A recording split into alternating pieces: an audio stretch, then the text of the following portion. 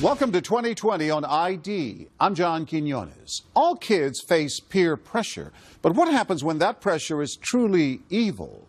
Isaac Grimes says he was ordered to kill his childhood friend, but that was his story. There were others. As Jim Avila first reported in 2009, a dark alliance formed by a band of teenage boys would lead to a bloody massacre in the Colorado mountains. Who was really behind what happened that night?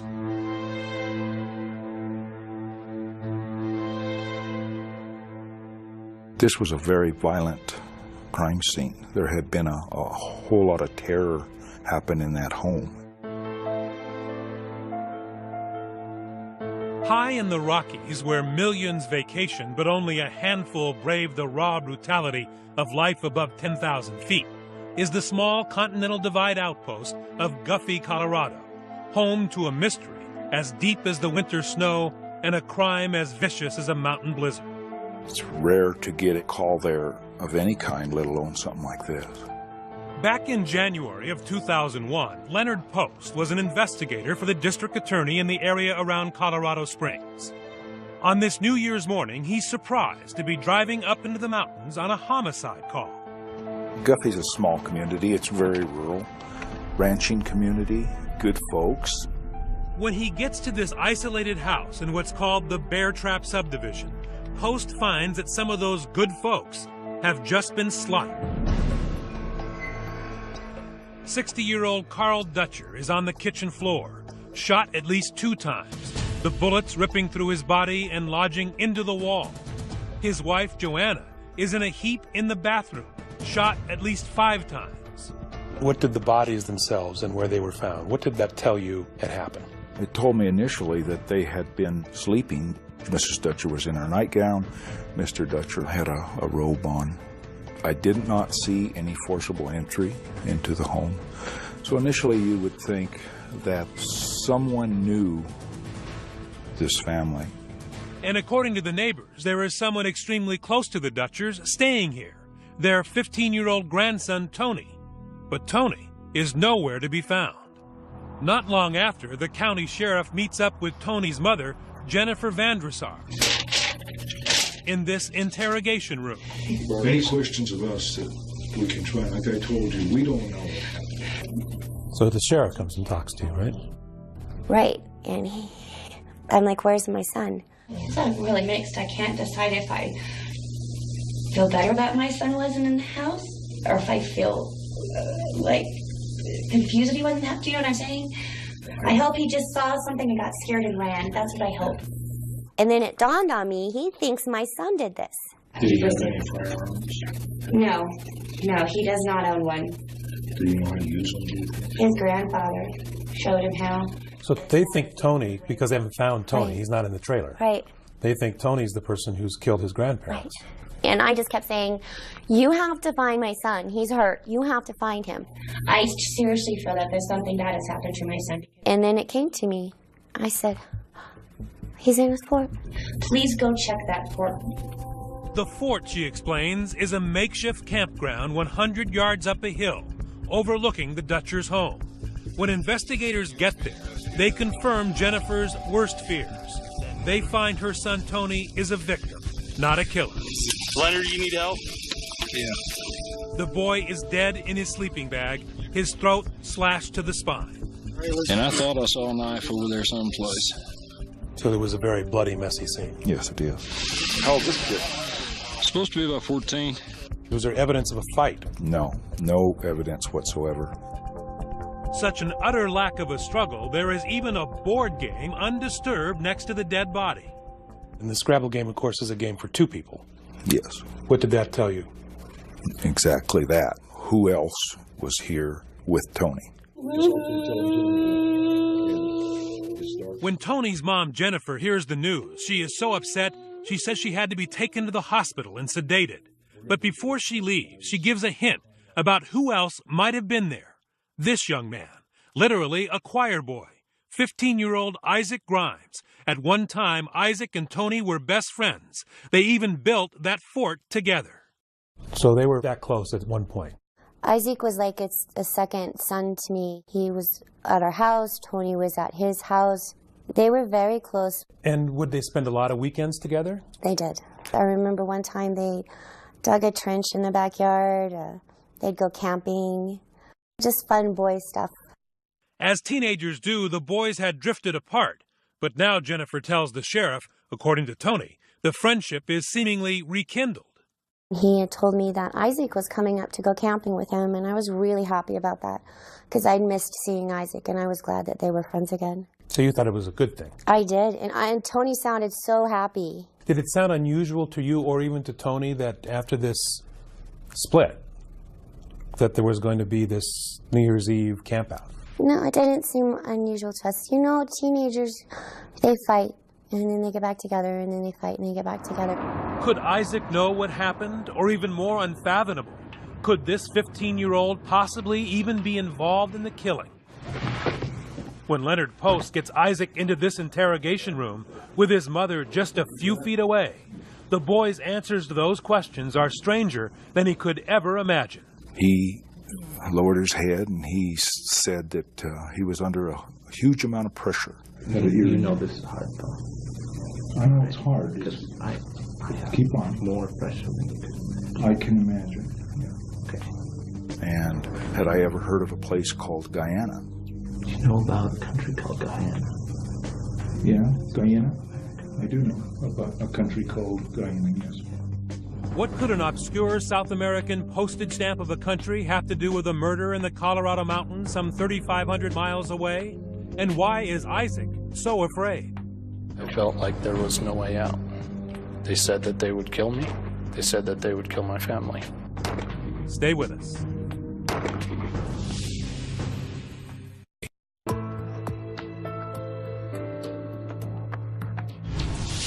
Teenagers Isaac Grimes and Tony Dutcher had been best friends. Now, one is dead along with his grandparents, and the other might be the murderer.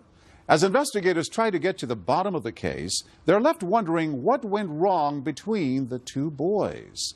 Once again, here's Jim Avila. The boys come from good families. That's the part of this that really bothered me. This could happen to anybody. I did a horrible thing, but I cannot take that back. So how did Isaac Grimes, this apparently normal, innocent-looking 15-year-old, get involved in something so horrible? He was just a quiet teenager at Palmer High School, Colorado Springs, Colorado. It's like any other campus, full of teenagers trying to find their identities. Fitting in, though, didn't come so easy for Isaac. I wasn't a people person. So you want Mr. Popularity at school? No. This is the first time Isaac Grimes has ever spoken about what happened back then, back when everything was still normal. Your parents describe you as a sweet boy. Sweet, maybe, but strong-willed all the same. Did Isaac have a group? Was he in the jocks or the... No. Anything like that? He didn't fit in with any of those groups, and his grades weren't good enough to fit in with the regular smart kids. So he was by himself? Well, except for Tony. Long before they would be linked in a sensational murder case, Tony Dutcher had been Isaac's best friend. But as they enter high school, they've drifted apart, and Isaac is lonely. But his parents, Donna and Rob, start to see him with a new friend. Genocide, known as ethnic cleansing, has been practiced in the world by many cultures. His name is Simon Sue, seen here giving a speech in class. His strong personality draws Isaac like a moth to a flame, a charismatic senior paying attention to a nerdy freshman who's looking to be part of something. And one time I had said, you know, Simon's a senior, why is he hanging out with you? And he said, because I'm smart. Isaac and Simon began a schoolyard friendship that would last up until the murders, broken apart by two very different stories about what happened New Year's Eve deep in the Rockies. Isaac Grimes' version would send chills up the spines of hardened detectives. What would you have done for him? Murder. So pretty much anything? Yes. It begins innocently enough. According to Isaac, video games and chess matches. Before long, though, fun and games are over. Simon introduces Isaac to two of his other friends, John Matheny and Glenn Urban. And according to Isaac, the four teens become more than high school buddies. They are lured into a boys' club bent on isolation and terror. At first, it was a very lot of compliments, like, you're one of us, you're cool, you're part of the group. You're one of the band of brothers. Right. According to Isaac, he learns this band of brothers actually has a name, OARA, Operations and Reconnaissance Agents. On paper and in Isaac's mind, they are more than just 4 members, too, all organized in a paramilitary structure with Simon in command. I started out as a lieutenant and then became a major and then a lieutenant colonel. Why did you want to be part of this group? To have friends, to be part of something bigger, something good. And what was the big organization's mission? He was a little fuzzy on that one. He sold the big organization as his parent company, basically, and then he had a small part of it, and that was what I was getting into. He didn't know that he was getting involved in a cult, of course. I mean, he thought that he was affiliating with boys and doing something important. Dr. Kathleen Mann is a national expert on cults, a label she has no problem attaching to Simon Sue's OARA. This is the way that all these groups work, is that they get you emotionally invested, and then they start to disclose their inner purposes, and by the time you figure out what's going on, you're involved. In this case, involved in something increasingly militaristic. According to Isaac, Simon trains them for violence, shooting practice at a range like this, showing them how to clean and dismantle firearms. Then Isaac says he learns Simon, whose family is from the small South American country of Guyana, is actually getting them ready to help put down a threatened, possibly just imagined, coup attempt in a place few Americans can find on a map. News of what happened shocked this nation and the world. In fact, Guyana is best known for a cult tragedy of its own. A congressman on a fact-finding trip to the South American nation of Guyana was ambushed, shot, and possibly killed. The murder of American Congressman Leo Ryan and the subsequent murder-suicide of People's Temple leader Jim Jones and 918 of his congregation who followed him from California to the jungle outside Jonestown, Guyana. It remains the largest mass suicide ever. Guyana was supposedly the headquarters of the group. The group was based there. And what, if anything, were you guys supposed to do or be ready to do? To be called up into service. Simon said he might send us down there to fight. 15-year-olds? Yes. And did you believe that? I believed that he would, if the necessity came up. Why doesn't somebody just walk away? How can you? You can't walk away. You open the door and you walk away. You cannot. It is, you don't understand the power of the situation, the power of indoctrination. Isaac's parents say Simon preyed upon their son, stalked him, and turned innocence into evil. So he was emotionally vulnerable at that point. Oh, yeah. Now that you look back on it, do you think that was attractive to Simon? Oh, yeah. It's a shark in the water thing. You smell blood, and I think Simon smelled blood. And that is Isaac's story. Simon brainwashed him to believe and do whatever he was told, including, as Isaac told us, kill. Not in the jungles of Guyana, but much closer to home at that campground in the Colorado mountains, as he admits to investigator Leonard Post in the Colorado Springs Police Station interrogation room, with his mother right there. You did cut Tony's throat? Okay. Where's the knife? You don't know? When he said, I killed Tony, what did you see in the eyes of this 15-year-old boy? I was very afraid, very sad, very depressed, but scared. So you saw remorse? Huge amount of remorse, yes. It was a moment that you won't forget. But there's just one problem. I sleep perfectly at night. I have a clear conscience. I don't have blood on my hands. Simon Sue says it's all a lie. When we return, who's telling the truth? Was Simon Sue the mastermind Isaac claims? I had been trained into obedience, like a dog at heel. Does he believe he's brainwashed? Who's not to say he brainwashes himself? And what does this third person know about it? It went from being a burglary to being a triple homicide. Stay with us.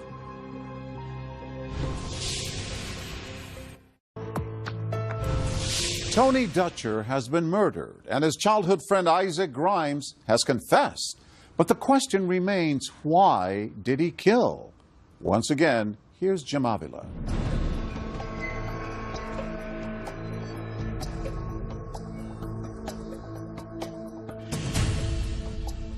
I wouldn't have gone along with it if I had known the consequences or what was going on, but I went along with it.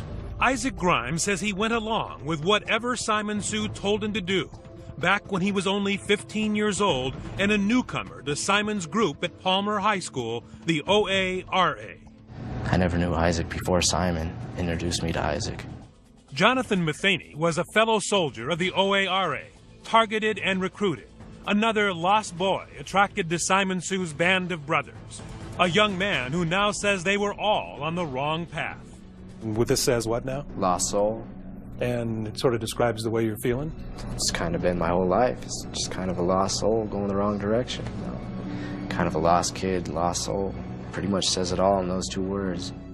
They started losing their way when Simon supposedly asked his 2 lieutenants to go beyond the military-style exercises at the shooting range and commit a crime, home invasion. Jonathan and I broke into a target's house. It was a specific friend that Simon had from school.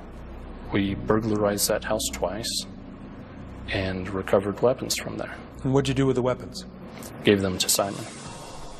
Isaac says Simon Sue is storing lots of weapons and telling him and the others in the OARA that it's all part of the plan to eventually help in a struggle in his family's home country of Guyana.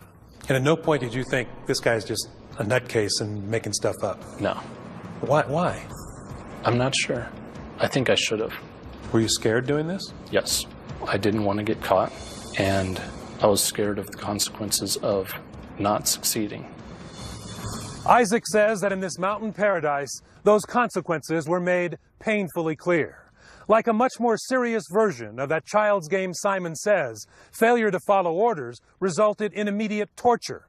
Elaborate pranks, he says, that turned him into a 15-year-old automaton, repeated punches to the stomach, and being forced to eat and drink until he could hold it down no more. I used to vomit a lot. Just throw up? Yeah.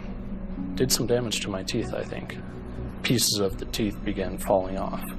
Then there was always the hanging threat of execution, or execution of my family also. Did you believe him that he could do that? Yes. He had me make keys of the house for him. Your house? Yes. He had me bring pictures of my family for him so that they would know who to kill. I remember being very afraid that he was always watching me. I used to go to the bathroom with the lights off because I thought someone might be watching me.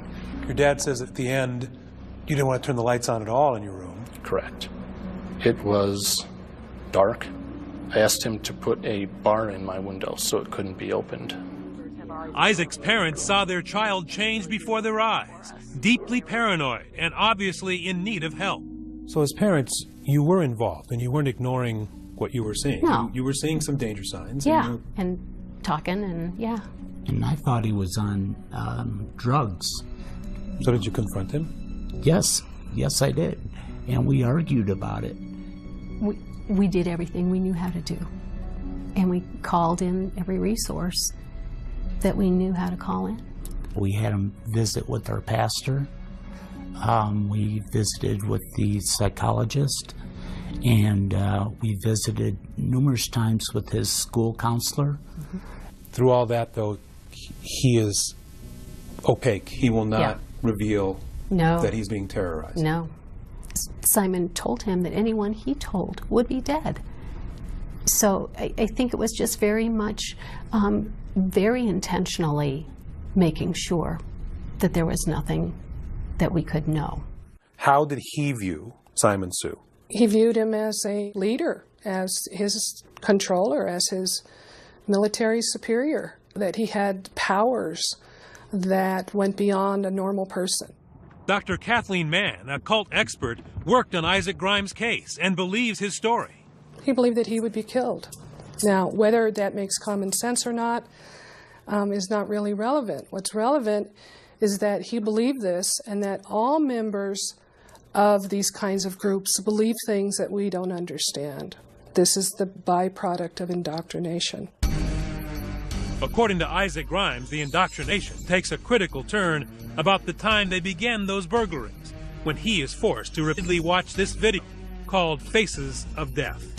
He said that I needed to toughen up, so he brought Faces of Death videos, which are basically just gory videos. Where people are killed and... Yes, and had me watch those. And what effect did it have on you? I think that it desensitized me to violence. By now, Isaac Grimes is poised for the real violence. I had been trained into obedience, like a dog at heel. Simon said, do this, you did that. Almost like the game, right? Yes. Simon says. What did he tell you to do? He told me that I had to prove myself by committing murder. Murder. The intended victims? That unsuspecting family in the remote mountain outpost, the Dutchers. Isaac's former best friend Tony and his grandparents Carl and Joanna. OARA was on the move. Put in action, Isaac says, by Simon, who conveniently leaves on a family vacation to Canada, leaving Jonathan and Isaac to carry out the horrendous plot. So you took it as an order? Yes. Why didn't you just go to your parents and say, this is what's happening? I've gotten caught in this terrible bind. I felt like there was no way out. They said that they would kill me. They said that they would kill my family. If you did not commit murder? Correct. The night arrives. It's New Year's Eve. Jonathan drives Isaac up into the mountains. Tony is expecting a sleepover and some games in the fort, so it's no surprise when Jonathan drops him off and leaves.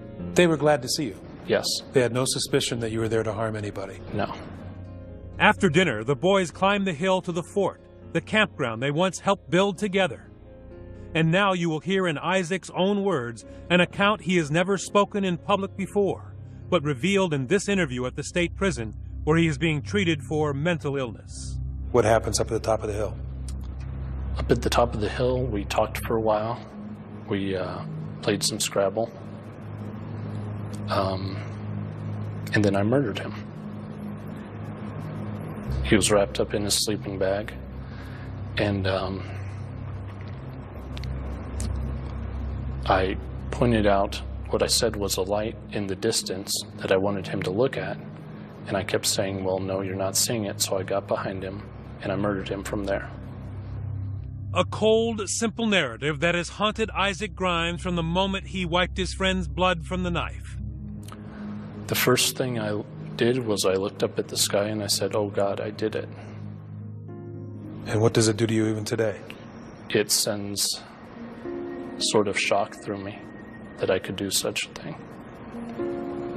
How difficult is it to talk about it? I don't want to talk about it. I really don't. And for a long time, even when confronted by police with his parents at his side, Isaac Grimes refused to admit it. And I really want to believe you, Isaac. I do. But I've got to look at what we have found here. And some of it isn't fitting. When we come back, police tear apart Isaac's story, and the teens turn on each other. I have nothing to lose. Unknown probably the ones going to send him to jail. Who's going to think that your best friend is going to, cost you the rest of your life? Who is telling the truth? Stay with us.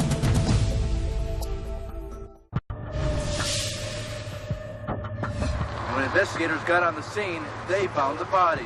As news reports of the Dutcher killings hit newspapers and television, they are sensational. Crime itself is hideous. I can't believe anything like this has happened.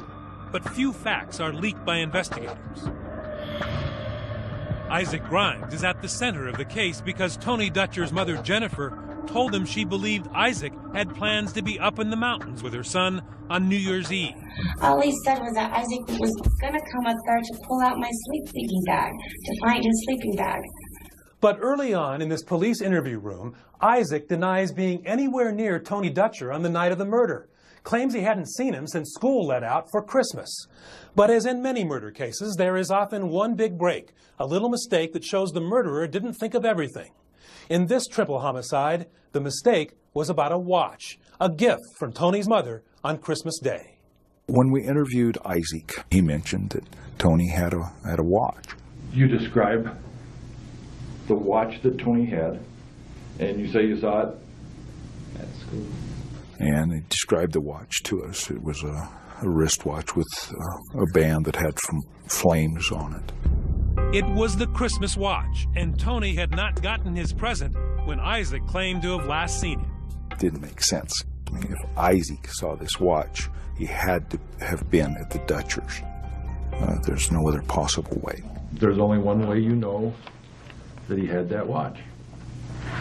Because you were there. Or you saw it. That was the point where it couldn't go any further. The lies weren't being believed, and the only way you could explain it was by telling the truth. Correct. I was thinking, I'm trapped. But I realized that the moment of truth had come. Were you listening when I said, like the first guy that tells the story gets the best deal? Isaac decides to try to get that best deal after some private encouragement from his mother. What happened when you're alone with Isaac? I said, I know that you know something, and you just need to tell them what you know. So you thought he knew who did it? Yeah. And that the best thing was to tell the truth? For him to tell the truth. And he told me that he killed Tony. Now he tells police his sinister story of threats and intrigue. Now what I'm about to say, if this gets out of this close circle, I'm gonna die. My whole family line is gonna die. I mean, every drive from here to Illinois. For the first time, investigators hear it all. Simon Sue, the OARA, Guyana. Isaac admits killing Tony, but denies pulling the trigger on his grandparents, Carl and Joanna Dutcher. That, he says, was carried out by his partner, John Matheny. John went up and whacked him. Jonathan did? An NHM 90 stolen from house. All right. Just a minute. So Jonathan went up and whacked him. Jonathan Matheny, you'll remember, was another member of the OARA, the one who had done burglaries with Isaac, the one who admits driving Isaac to the Dutchers that night. Isaac tells investigators after the murders, he and Jonathan gather up some weapons, load them in the car, and leave. But on the way down the mountains, Jonathan calls Simon in Canada to let him know the mission was accomplished. Do you remember what he said to him? Something like he did it or something like that, referring to me. Do you remember if he used the word killed or murdered or like that? I don't think that they mentioned it directly, no. Just more of that it was done? Yeah. But Matheny has a very different story. He claims he was never inside that house, and even though he would later admit to being the driver, when first interrogated by police, he denied ever being at the crime scene and tells his mom he's being framed. Where's Guffey, Mom? I don't even know where Guffey is. So you get a good attorney, Mom? Because I can't do it. I don't want to pull some kind of scam or something, Mom. I don't want to rot in jail for my life or something I didn't do. Sorry. Why would Isaac say something like that? Go hard, yeah, dude. Just make sure you get a good attorney. There was no motive other than we wanted the guns. It went from being a burglary to being a triple homicide like it is, with no point to it. I dropped them off and I picked them up.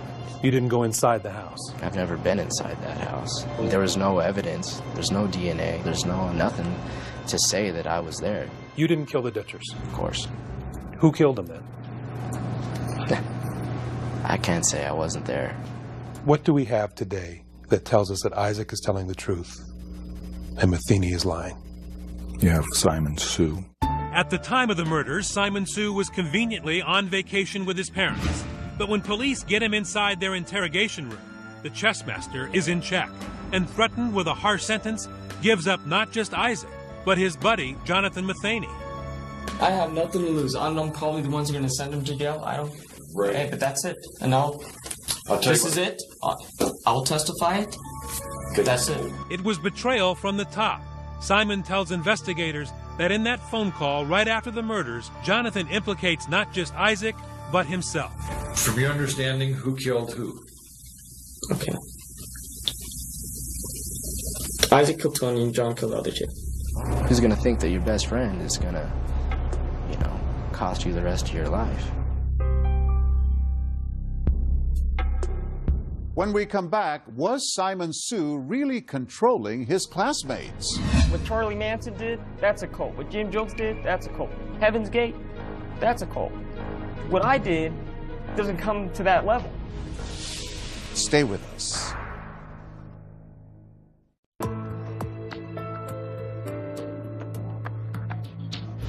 Three murders and conflicting stories about who committed them. Two suspects point to a third, an alleged ringleader. Was he the one calling the shots? Here with the conclusion of our story, Jim Avila. His name is Simon Sue, an average student with what has been described as a brilliant mind, charismatic and controlling, descriptions he now finds insulting. I object to that notion that I'm too smart. You're a smart guy, Mr. Sue. That, you know, if you look at my school records, I did poorly in school. You know, my IQ is, I'm not a genius by any sort. In fact, I have an average IQ. And his paramilitary organization, built to help his political friends in his family homeland of Guyana?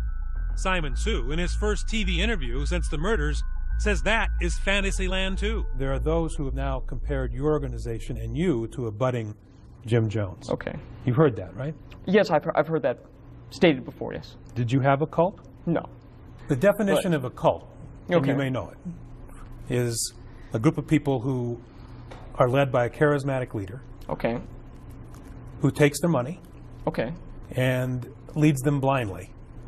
Okay. All things that people have said about you. You know, the whole thing about a cult.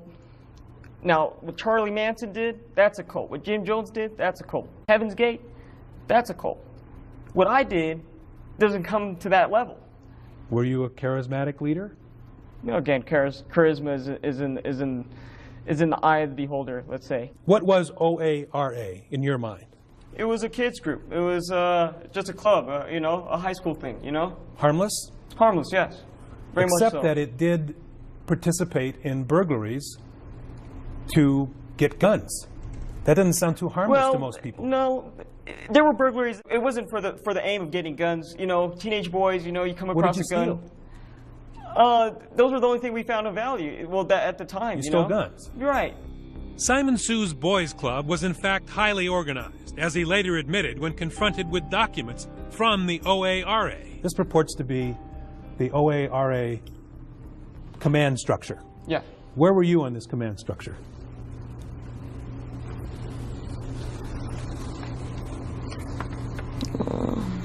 It's only one page. Okay. I guess I would be at the top. Simon Sue claims that Isaac Grimes is making up a story, and he denies being a commander of some kind of paramilitary outfit. But this piece of paper, in his own handwriting, contradicts that denial. And where are John and Isaac? Somewhere down there. You didn't give them orders? They didn't report to you? No, to say they were it happened a few times, you know, that we had this thing going, you know. It was make-believe, you know. Make-believe to Simon Sue, but all too believable to Isaac Grimes. How big did you think it was? I thought that it was worldwide. So there was no escape from it in your mind? Correct. Isaac Grimes says you brainwashed him. Okay. Isaac Grimes also says a lot of things. And it's the easy defense. Did you brainwash him? I do not.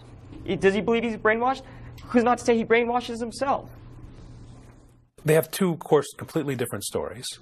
Was that a cult or a boys' club? In my opinion, it was a cult-like group.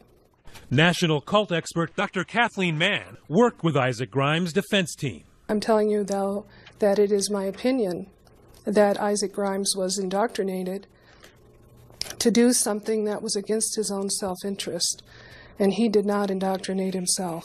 Did you tell Isaac that there were 105 people and that this was a big organization? You know, Isaac, I don't know if Isaac believed that there was 105 or 2 million.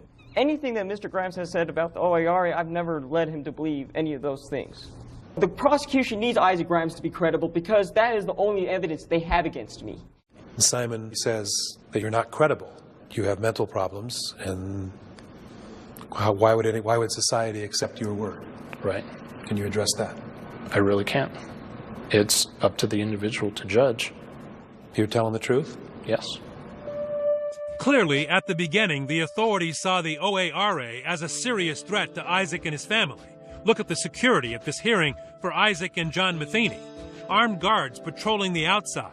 Death threats and tire slashings aimed at the suspects' families prompted tight security at the Park County Courthouse. Inside, both boys wore bulletproof vests for protection from possible attacks. Grimes and Matheny were arraigned on charges ranging from first-degree murder to burglary. But even though police no longer believe Simon Sue is a threat and his organization out of business, Isaac's parents still live in fear, worried that the OARA is much more real than Simon wants people to believe today. You don't look at people the same anymore. They know where to get us and where we are. Capable of violent retribution even now. When I start a car, I open the door and I have one foot in the car and I turn my head and turn the key. We have dogs, 3 dogs now, that will protect us, I hope. You're still afraid that somebody from that organization might Yes. kill you. It's that real to you? Yes. So you don't think it was just 4 boys? No. Not at all. In the end, none of the boys wants a trial in the Dutcher killings. Though only Isaac confesses to murder, all 3 of them plead guilty to conspiracy to murder and covering up the crime. Yes, even Simon said to the judge, "I did it." You understand what it means to plead guilty. You understand what you're being accused of, which was planning the murders. Right. And yet you pled guilty, but today you're telling me you didn't do that. I wouldn't have had a fair trial. They all end up with harsh sentences. Isaac, 60 years. Jonathan, 66 years. And the supposed mastermind, Simon Sue, 53 years behind bars. But I still have a son in prison. And I'm responsible. Nadia Sue claims her son only pled because she begged him to take the offer. She was terrified in the aftermath of 9/11 that someone who looked like a foreigner could not get a fair trial. So you felt you had no choice? I had no choice. Our son is going to prison for life, or we have 53 years to choose from. Since then, she's written to Isaac in an effort to vindicate her son. And Isaac has written back to her and the DA, sometimes claiming he acted alone. But this is what Isaac wrote. During my testimony under oath, I knowingly and willingly lied. So he says in that letter that he actually did kill the Dutchers, not just Tony. Right. But the letters are filled with outrageous rants, and Isaac's parents say they only show the full effect of his illness, his mental deterioration, after suffering so long with the guilt of killing his once best friend. Oh my God. My heart is broken. The heartbreak on display the night Isaac Grimes first told his mother and then police how he murdered his best friend on orders of Simon Sue is now mixed with regret, even guilt. It was Donna Grimes who encouraged her son to fully confess before getting a guarantee of a lighter sentence. You know, if I had been smart, I would have said we need an attorney. But it didn't enter into my mind that he would need an attorney. I miss him. I really miss him. Perhaps the most tragic ending of all, Jennifer Vandresar, the mother of Tony Dutcher. Do you miss him every day? Every day. Her misery leads to drinking and pills, 2 suicide attempts, and then horribly, another life lost. One awful night, under the influence, she drives the wrong way down the interstate and kills a 27-year-old father. I don't remember doing it. You don't remember driving down the wrong side of the I road? don't remember anything.